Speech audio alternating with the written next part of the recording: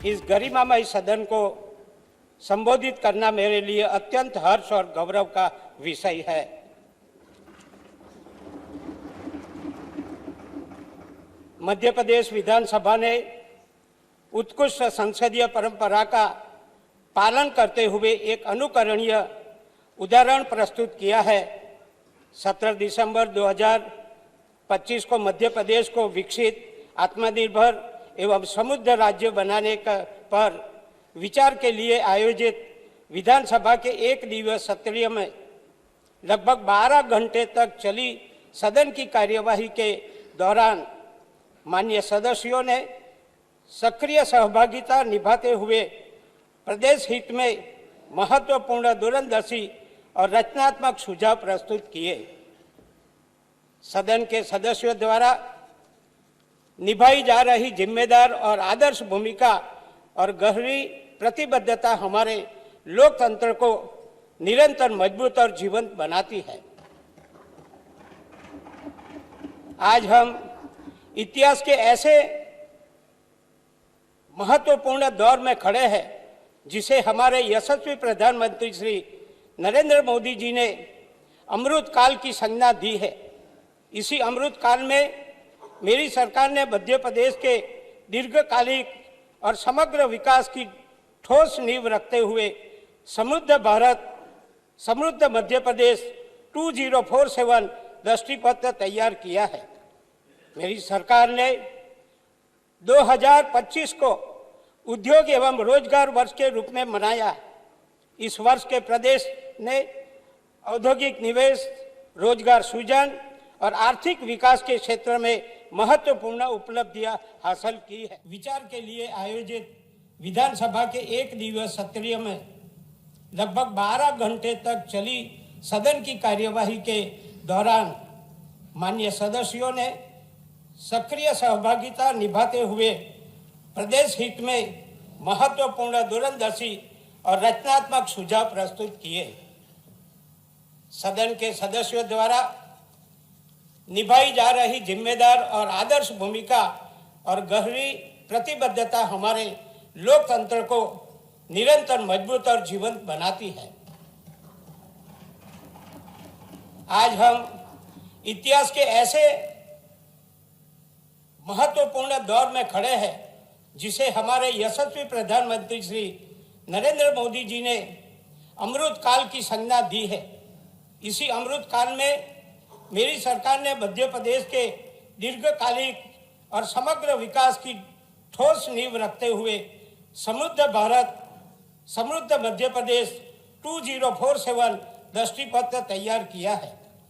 मेरी सरकार ने 2025 को उद्योग एवं रोजगार वर्ष के रूप में मनाया।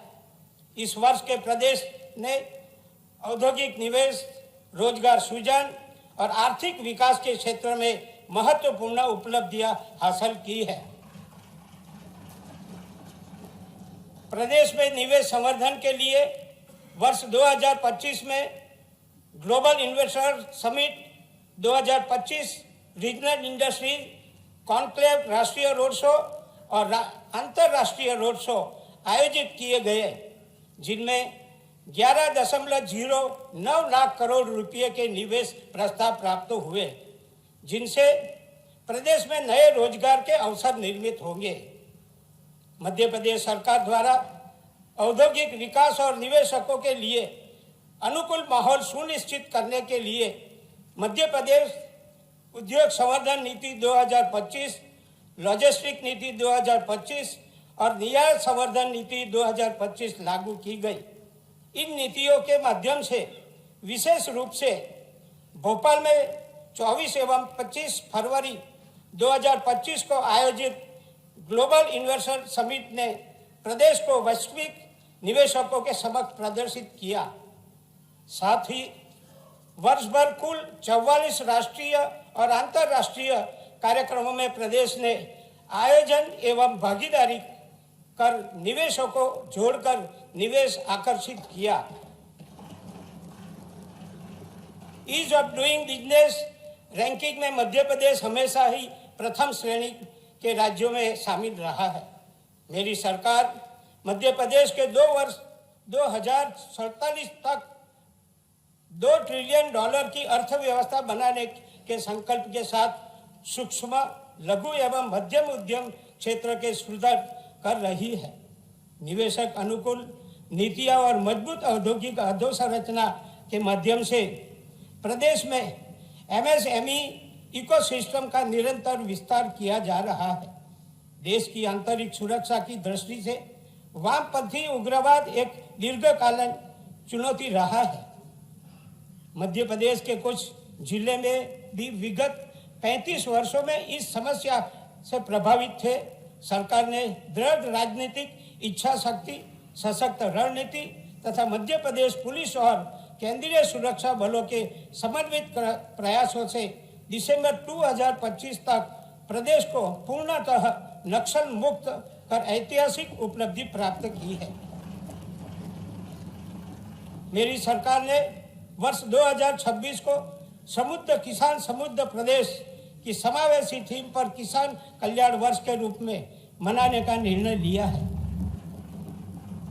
कृषि एवं संबद्ध क्षेत्रों के समग्र विकास, रोजगार सृजन तथा किसानों की आय में वृद्धि के उद्देश्य से 3 वर्षीय कार्य योजना अनुरूप वर्ष भर विविध कार्यक्रम आयोजित किए जा रहे हैं।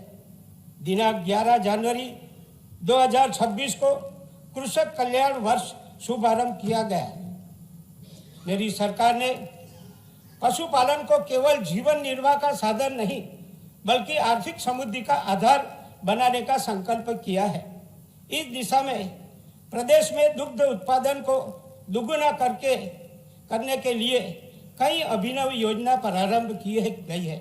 डॉक्टर भीमराव अंबेडकर कामधेनु योजना, मुख्यमंत्री डेयरी प्लस योजना, हिरण्यगर्भ अभियान, क्षीरधारा ग्राम योजना एवं स्वावलंबी गौशालाएं, कामधेनु निवास जैसी योजना से प्रदेश में उन्नत नस्ल सुधार, दुग्ध उत्पादन वृद्धि और पशुओं की आय में वृद्धि निश्चित की जा रही है।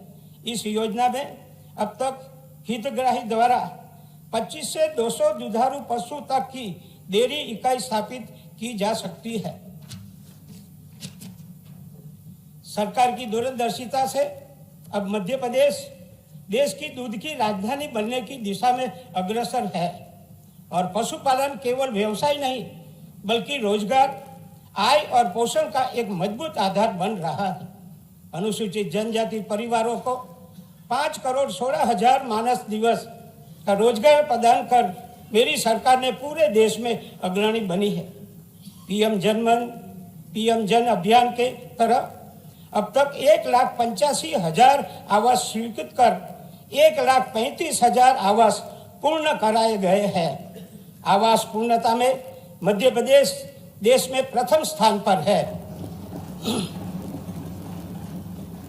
मुझे ये बताते हुए गर्व का अनुभव हो रहा है कि सबका साथ, सबका विकास और सबका विश्वास को मंत्र को आत्मसात करते हुए भारत सरकार मध्य प्रदेश शासन एवं उत्तर प्रदेश शासन के सहयोग से देश की प्रथम अंतर्राज्यीय नदी जोड़ो राष्ट्रीय परियोजना कैन बेतवा लिंक परियोजना का निर्माण किया जा रहा है। परियोजना के प्रथम चरण अंतर्गत नौदन बांध का शिलान्यास भारत के यशस्वी प्रधानमंत्री श्री नरेंद्र मोदी जी द्वारा 25 दिसंबर 2025 को किया गया।